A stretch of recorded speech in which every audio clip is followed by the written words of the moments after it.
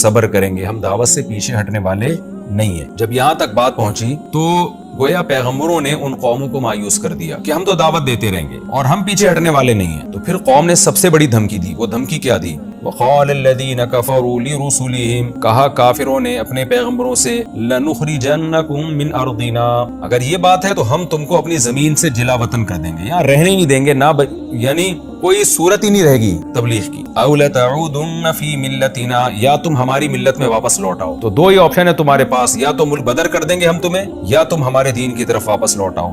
جب یہاں تک ان قوموں کی بدماشی پہنچی ہے تو اللہ فرماتے ہیں فَأَوْحَى إِلَيْهِمْ رَبُّهُمْ، پیغمبروں کے رب نے ان پیغمبروں کی طرف وحی کی، لَنُهْلِكَنَّ الظَّالِمِينَ، ہم ضرور بے ضرور ظالموں کو ہلاک کر دیں گے، وَلَنُسْكِنَنَّكُمُ الْأَرْضَ، اور اس زمین کا میں ٹھکانہ ہم تم کو دیں گے، من بعدہم، ان کو ہلاک کرنے کے بعد۔ اور یہ صرف تمہارے لیے نہیں ہے، ذَلِكَ لِمَنْ خَافَ مَقَامِي، جو بھی میرے پاس کھڑے ہونے سے ڈرتا ہے، جس کے دل میں بھی آخرت کا خوف ہے، وَخَافَ وَعِيدْ، اور میری وعیدوں سے ڈرتا ہے، تو ان سب کے لیے یہ خوشخبری ہے کہ میں نافرمانوں کو تباہ کروں گا، فرما برداروں کو غالب کروں گا۔ وَاسْتَفْتَحُوا، ان دھمکیوں کے بعد بھی قوم باز نہ آئی اور انہوں نے فیصلہ جلدی طلب کیا۔ وَخَابَ كُلُّ جَبَّارٍ عَنِيدٍ، جس کا نتیجہ کیا نکلا؟ ہر وہ شخص جو جبار اور سرکش تھا وہ خائب و خاسر ہو گیا اور بالآخر ان قوموں کو اللہ نے تباہ کر دیا۔ اور اس تباہی کے بعد کیا ہے آگے؟ کیا وہ سکون میں آ گئے؟ نہ، من ورائہ جہنم، ہر اس جبار اور سرکش کے پیچھے جہنم ہے، جس کا میں عذاب کیا دیا جائے گا؟ وَيُسْقَى مِن مَّاءٍ صَدِيدٍ، ان کو پیپ پلائی جائے گی، يَتَجَرَّعُهُ، جس کو وہ گھونٹ بھر بھر کے پینے کی کوشش کرے گا، وَلَا يَكَادُ يُسِيغُهُ، لیکن اس کو حلق میں اتار نہیں پائے گا اس کی گندی بدبو کی وجہ سے۔ قرآن میں یہ مضمون بھی اور بھی مقامات پر ہے کہ جو زخموں کی پیپ ہوگی نا، وہ اللہ ان جہنمیوں کو پلائیں گے۔ دو قسم کے مشروبات کا، تین قسم کے مشروبات کا ذکر ہے قرآن میں۔ ایک زقوم یعنی معقولات کا، ایک زقوم جو انتہائی کڑوا درخت ہوگا، اور ایک کھولتا ہوا پانی جس سے حدیث میں آتا ہے کہ نیچے کا ہونٹ سوج کے نیچے تک پہنچ جائے گا، ناف تک، اتنا کھولتا ہوا پانی ہوگا۔ اور ایک جہنمیوں کی پیپ ہوگی۔ اللہ تعالی ہمیں اس عذاب سے محفوظ رکھیں۔ وَيَأْتِيهِ الْمَوْتُ مِنْ كُلِّ مَكَانٍ، اور چاروں طرف سے موت اس کو گھیرے گی۔ جب آپ کسی کو بہت زیادہ عذاب میں ڈالتے ہیں تو وہ ظاہر مرنے لگتا ہے نا، اس کو یہ ہونے لگتا ہے میں مر جاؤں گا، تو موت چاروں طرف سے آئے گی، اتنی سخت تکلیف ہوگی۔ وَمَا هُوَ بِمَيِّتٍ، لیکن وہ مرے گا نہیں، کیونکہ مر گیا تو پھر تو ختم نا، یعنی اس کو تکلیف کا احساس ختم ہو جائے گا۔ وَمِن وَرَائِهِ عَذَابٌ غَلِيظٌ، اور اس کے بعد اس سے بھی بڑا عذاب ہوگا، یعنی یہ جو پیپ پلائی جائے گی اور کھولتا ہوا پانی پلایا جائے گا، تو اس کے بعد یہ نہیں ہے کہ وہ راحت میں آ جائیں گے، بلکہ اس سے بھی بڑا عذاب۔ وہ کیا ہے؟ آگ کا عذاب۔ قرآن سے ہی پتہ چلتا ہے کہ جہنمیوں کو یہ عذاب کے بعد بھی، اس عذاب کے بعد پھر آگ میں ڈالا جائے گا۔ تو اللہ تعالی ہمیں اس عذاب سے محفوظ رکھیں۔ مثل الذین کفروا بربہم، اب سوال پیدا ہوتا ہے کہ اللہ جو لوگ ایمان نہیں لے کر آتے، شرک کرتے ہیں، ان کو ایسی وعیدیں سنا رہا ہے کہ ایسی آگ میں ڈالا جائے گا ان کو، اور یہ سب کچھ پلایا جائے گا ان کو، تو آخر ان کے کچھ اچھے اعمال بھی تو ہیں نا، تو ان اچھے اعمال کا کیا بدلہ ملے گا؟ تو اللہ نے اچھے اعمال کی مثال دی۔ اللہ نے فرمایا ان کے اعمال کی مثال راکھ کے ڈھیر کی طرح ہے، جو دیکھنے میں بڑے نظر آتے۔ راکھ جو ہے نا، جلی ہوئی چیز جو جل جل کے راکھ بن گئی ہو، تو اس کا کوئی پہاڑ ہو یا کوئی ٹیلا ہو، کوئی بڑی کوانٹٹی میں وہ راکھ جمع ہوئی ہوئی ہو، تو دیکھنے میں کیا لگے گا؟ بھئی بہت بڑا پہاڑ ہے، بہت بڑی ڈھیری ہے، لیکن ویٹ اس کا کچھ بھی نہیں ہوگا، آپ ایک پھونک ماریں گے اڑ جائے گی۔ تو اللہ فرماتے ہیں کافر جو خدا پہ ایمان نہیں رکھتا، وہ کتنے ہی اچھے عمل کر رہا ہے، اس کے عمل کوانٹٹی کے لحاظ سے تمہیں بہت بڑا لگے گا،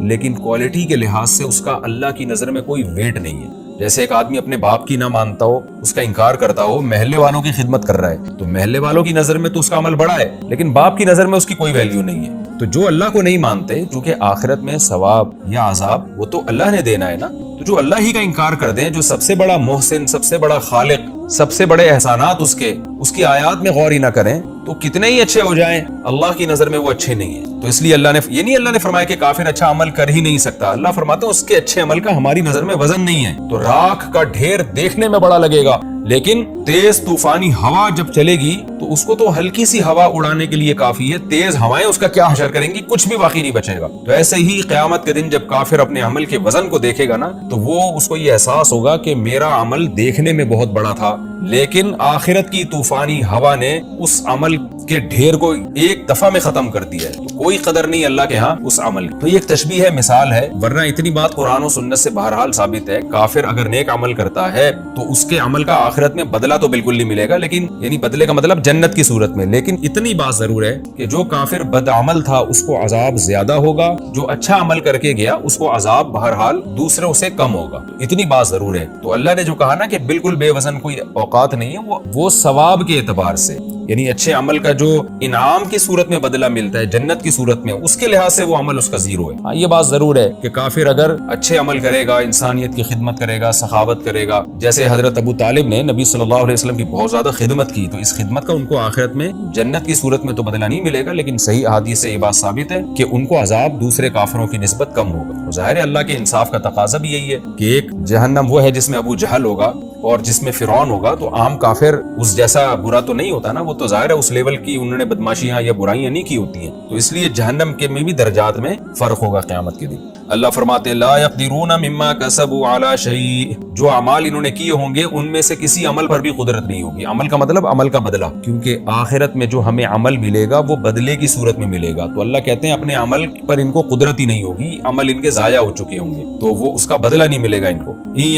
ذالک هو الضلال البعید، اللہ فرماتے ہیں یہ بہت بڑی گمراہی ہے، کہ یعنی حق سے بہت دور ہے یہ گمراہی، کہ جس میں اتنی بڑی گمراہی ہے کہ آپ کے سارے اعمال برباد ہو رہے ہیں، تو کتنی بڑی گمراہی ہے، ایسی کفر اتنی بڑی گمراہی ہے، شرک اتنی بڑی گمراہی ہے کہ اس کے ہوتے ہوئے آپ کے سارے اعمال ضائع ہو رہے ہیں۔ الم تر ان اللہ خلق السماوات والارض بالحق، اب کفر اتنا بڑا جرم کیوں ہے؟ اللہ کہتے ہیں تم انکار کس کا کر رہے ہو؟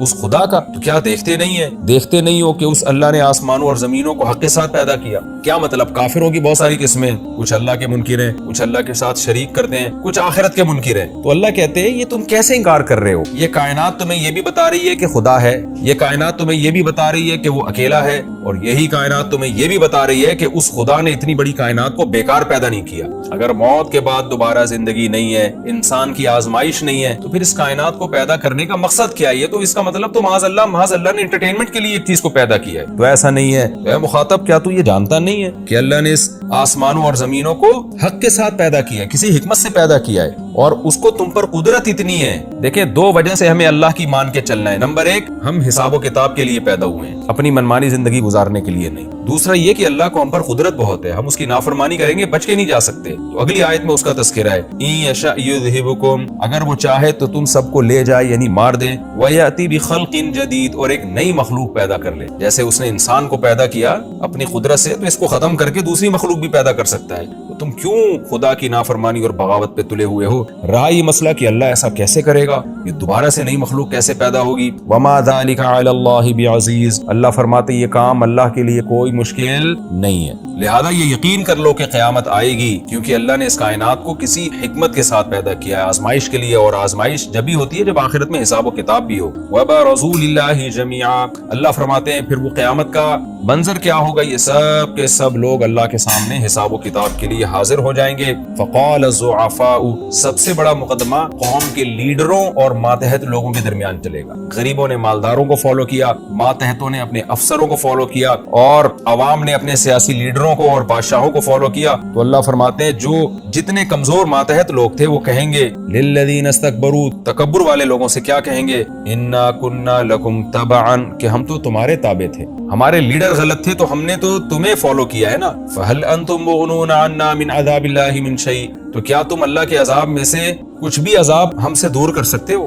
دنیا میں تو جب ہم پھنستے تھے تو تم ہمیں چھڑوا لیا کرتے تھے، تمہاری وجہ سے ہم دنیا میں کئی دفعہ مصیبت میں آئے ہیں، لیکن تم نے ہماری بیمار پرسی بھی کی، تم نے ہماری فریاد رسی بھی کی، تو اس عذاب میں جو آخرت میں ہے اس میں بھی تو ہم تمہاری وجہ سے آئے ہیں، تو کیا تم ہمیں مصیبت سے بچا سکتے ہو؟ قالوا لو ہدانا اللہ لہدیناکم، تو وہ جواب میں کہیں گے اللہ اگر ہمیں ہدایت دے دیتا تو ہم تمہیں ہدایت دے دیتے، دنیا میں ہم بھی گمراہ تھے تو ہم نے تمہیں بھی گمراہی کے راستے پہ چلایا، سواء علینا، اب چونکہ ہم بھی گمراہ تم بھی گمراہ، تو گمراہ لوگوں کا انجام تو جہنم ہے، لہذا اب ہمارے لیے یہ بات برابر ہے، اجزعنا، کہ ہم جزا و فضا کریں، چیخو پکار کریں جیسے تم کر رہے ہو، ہم صبرنا، یا ہم صبر کریں، ما لنا من محیص، ہمارے لیے ہم سب کے لیے اس مصیبت سے نکلنے کا کوئی راستہ نہیں ہے۔ اللہ ہمیں اس عذاب سے محفوظ رکھے۔